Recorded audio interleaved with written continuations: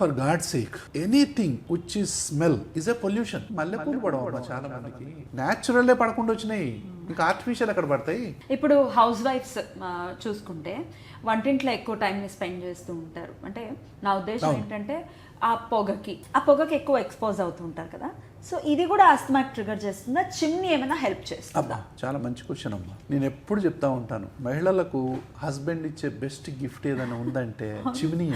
ఒకవేళ భార్యకు నిజంగా ఏదైనా గిఫ్ట్ ఇద్దాం అనుకుంటే, భార్య ఎక్కువ వంట చేస్తూ ఉంటే కనుక, ఆమెకు గనక అలర్జీ ఉన్నా, ఆస్మా ఉన్నా, డస్ట్ ఎలర్జీ ఉన్నా, పొగబడట్లేదన్నా, పర్ఫ్యూమ్ పడట్లేదన్నా, అది రాకుండా ఉండాలన్నా చిమ్నీ కొనియడం అంత బెస్ట్ గిఫ్ట్ ఇంకేది లేదు. కాబట్టి హస్బెండ్స్ అందరూ కూడా ఈ విషయాన్ని గుర్తుపెట్టుకోవాలి. వాళ్ళకి బెస్ట్ గిఫ్ట్ అంటే చిమ్నీ. సో దానివల్ల ఏమవుతుంది అంటే, ఆ పొగ వల్ల విపరీతమైన ఆస్మా వస్తుంది. మూసుకుంటాయి కదా పాపం, వాళ్ళకి మూసుకుంటాయి కదా. కాబట్టి చిమ్నీ వల్ల ఏంటంటే ఎప్పుడప్పుడే పైకి వెళ్ళిపోతుంది, పైకి వెళ్ళిపోద్ది. కాబట్టి వాళ్ళకు చాలా వరకు ఇది ఉంటుంది. కనీసం అది పెట్టించలేని వాళ్ళు కూడా ఉంటారుగా. 12 ఇంచెస్ ఎగ్జాస్ట్ ఫ్యాన్ పెట్టుకోమంట నేను, లేదా కనీసం ఓపెన్ ఉండేటటువంటి కిటికీలన్నా ఉండాలి. గాలి పోవాలంటే, పొగ పోవాలంటే కనీసం ఏదో ఒకటి ఉండాలి మనకి. సో ఏమి లేకుండా 4 గోడలు 4 సైడ్లో మీరు గనక మూసేసి వంట చేస్తున్నారంటే మహిళలు నరకం అనుభవిస్తారు. మళ్ళీ వాళ్ళకి పూజ రూమ్లో మళ్ళీ ఒకటి ఉంటుంది, పూజ చేయకపోతే ఒక కష్టం. యాక్చువల్ వాళ్ళకి పడదు కానీ పూజ చేయాలి. తర్వాత బాత్రూంలో చెప్పాను కదా, వాసనలు అవి ఇవి ఉంటాయి. తర్వాత మనం క్లీనింగ్ అంతా ఇప్పుడు కెమికల్స్తోనే చేస్తాం. కెమికల్స్ వల్ల కూడా ఆస్మా వస్తుంది ఆ వాసన వల్ల. తర్వాత ఎయిర్ ఫ్రెషనర్లు వాడతారు ఉంటారు.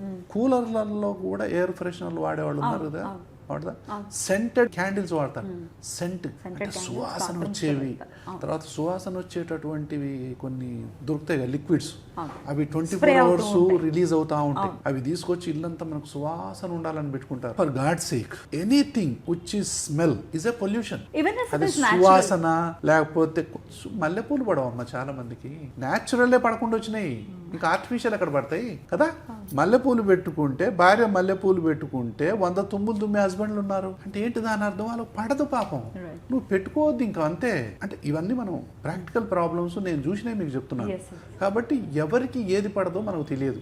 కంపల్సరిగా ఏ స్మెల్ అయితే కొంతమంది వాళ్ళు చెప్తారు, ఏమంటే మీరు పర్ఫ్యూమ్ కొట్టుకుంటే నాకు పడదంటే పడదని చెప్పానుగా, వద్దు. ఏమంటే మీరు అగరబత్తి వెలిగిస్తే నాకు పడదు.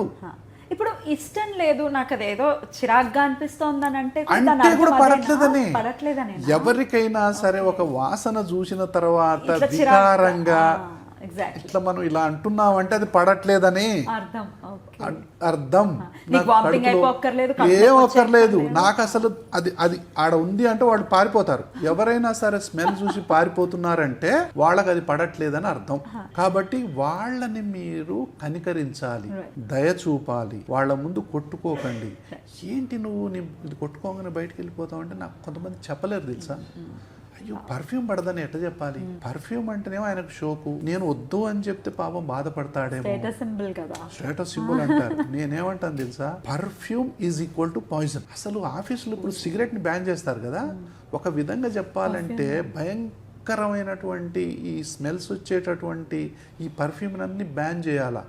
ఆ ఆఫీస్లో కనుక అలర్జీ ఆస్మా పేషెంట్లు ఉండి నాకు ఇది పడట్లేదు అంటే అది బ్యాన్ చేయాలంట నేను. అంటే మీరు అడగండి, 100 మందిలో మీకు ఎవరికి పర్ఫ్యూమ్ పడదు అని చెప్పి మీరు ఒక ఆఫీస్లో అడగండి, ఓ 10 మంది చేతులు ఎత్తారు. వాళ్ళ కోసమైనా పనిచేయాలి.